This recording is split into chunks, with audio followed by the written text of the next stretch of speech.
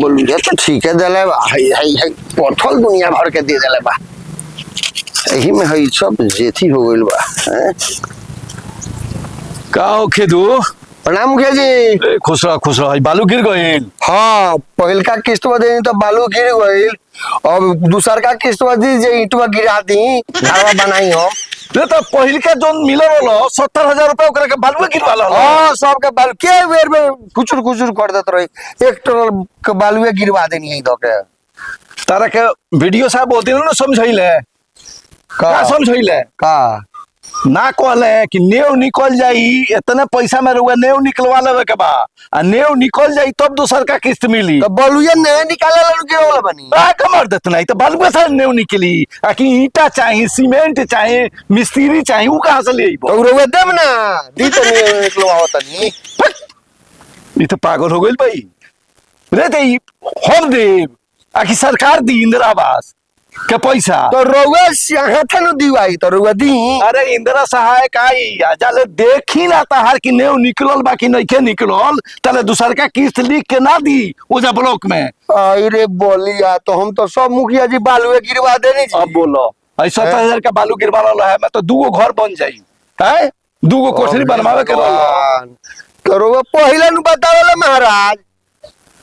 तू जिंदगी भर बोका का बोका रह गइल जानल कि ना पागल आदमी कहीं का ले अब रोवा ये काम करी हाँ। रोवा कोई से पैसा के व्यवस्था करी ईटवा गिरा ली नेव निकाल ले और पैसा आई तो रोवा रख ले। ले तो ई काम हम करी ने ये पंचायत में 100 आदमी के मोटा मोटी इंदिरा आवास मिलल हो तो 100 आदमी के अब जोन फर्स्ट किस्त बा सेकंड किस्त हम अपना घर से भरत रही कि ना ना हमरा के दे दी हम नेवा निकलवा और पैसा आई तो ई हमरा से ना होई जानले कि ना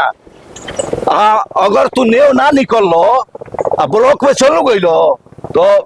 FIR लोग पर होता पैसा वसूलल जाता तो ऐसे कर्जा पैसा काट के अपन नेव निकलवाबो तो रोवे देना अधिकार जो हम कहाँ से देती हमारे लगे पैसा बा चुनाव सर पर बा हम चुनाव लड़े खातिर 1-1 रुपया एने ओने को के मनरेगा से कुछ कमा उमा के धइले बानी तो तारा घर में लगा दी और जब चुनाव आवे तो मुंह लोग के लगे ताके हम खूब ओह देम रोवे जे बालू गिरवा ले ईटवा के दाम अरे हमारा काला से हुई लिखतों के आगे बख्तों कुछ काम करी रोवे चाहे तो का ना हो जाई महाराज राउरा किन नाम कहल करी राउर क्या बातें नहीं किस बुझो जिंदगी बहुत बुरबकर हो गइल तू रे सब पैसा के गिरवावे के तोरा कह देले रहल कि बालुए गिरवा लेली से घर बनी ट्रकवा वाला कहलक जे 1 ट्रक गिरवा लेब तो सस्ता पड़ी तो हम गिरवा लेनी कहनी जे ठीक है कहता घर बालू के जरूरत बढ़ले बा 1 ट्रक गिरवा लेनी बालू एके लगे शुरू से अंत तक ले प्लस तू जइबो जेल जइबो हमरा का दोस्त मत ए मुखिया जी जेल ना द्रव्य कोनो उपाय करी राउत गोड़ धर ए तो गोड़ धइले से कोनो उपाय करी राउत तो दूसर का किस्त के हम दीवा दे कोनो उपाय करी हमारे बचाई हमरा के रोवे बचाई रे तो दूसर का पैसवा ते सारा एके गो खोइले नहीं महाराज खोइले नहीं जोन ये देखा के पास होई इतना होई बुझाता पहाड़ नियर बालू गिरवा लो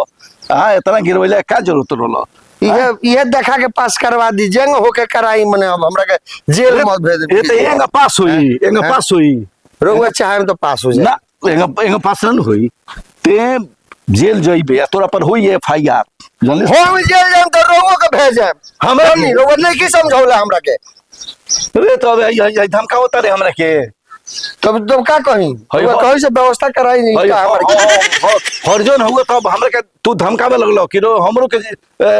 जेल जे भेजवाई ओकरा के हम जेल भेजवा दे हम जेल थोड़ा भेजवाए वो तो समझावेला न महाराज हम कौन पर निपर गवार तो तोरे को ब्लॉक में खेतवा देले वीडियो साहब समझोइले वीडियो साहब समझौला रोज समझौनी हमरा के वीडियो साहब ने समझौले रोवा समझाइते तो हम वीडियो साहब का जानता नहीं हम रोवा के जानता नहीं रे तो हम पैसा देनी कि सरकार पैसा दे तो सरकार जंग कोई वही काम करे के हम रोवा माध्यम से पैसा लेनी सरकार लगे हम कोई नहीं हम रोवा लगे पहिल का किस्त में का करे के बाकी नेव निकलवावे के बा बाबू दूसर का किस्त मिली तो जंगला तक ले उठवा लेवे के बा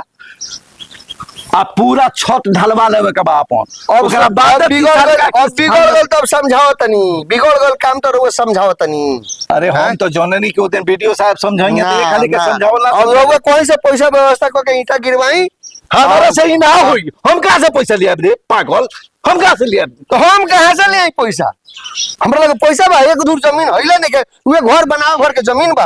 एफआईआर होई तब चनिया तू जइबा जेल। एफआईआर होई तो रोवे से हमारे के बना, तब हम नहीं की जान